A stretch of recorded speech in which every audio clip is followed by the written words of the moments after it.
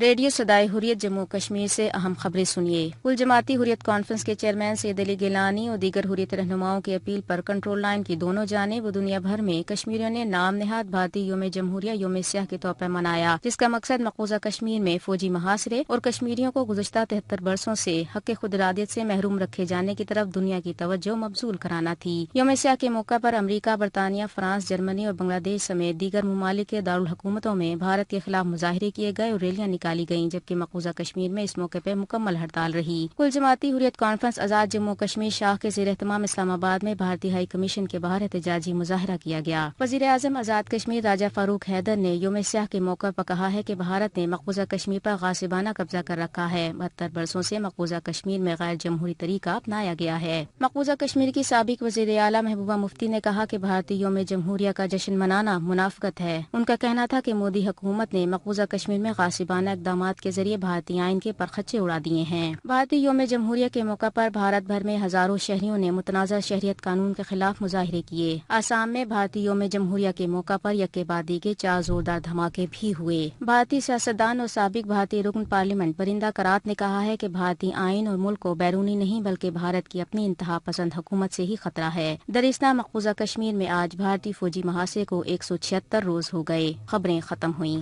بھارت جمہوریت کا ڈھونگ رچاتا ہے، لیکن بھارتی جمہوریت کا جنازہ مقبوضہ کشمیر میں تو نکل ہی چکا ہے۔ اب بھارت میں بھی جمہوریت کا ننگا ناچ جاری ہے۔ اس حوالے سے جموں کشمیر ماس موومنٹ کے وائس چیئرمین اور حریت کانفرنس آزاد کشمیر شاخ کے رہنما عبدالمجید میر کیا کہتے ہیں، آئیے سنتے ہیں۔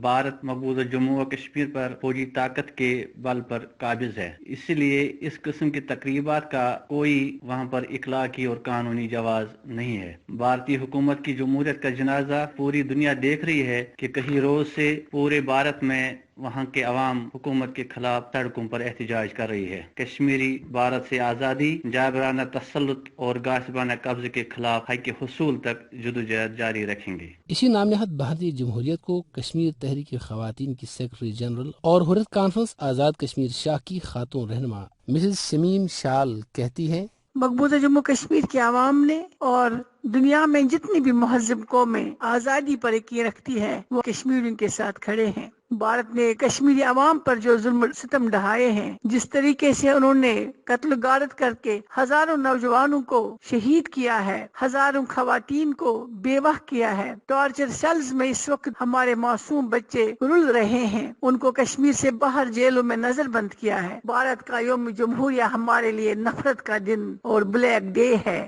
ہم عہد کرتے ہیں کہ ہم اپنے حق خود ارادت کے لیے لڑیں گے اور یہ حق لے کے رہیں گے۔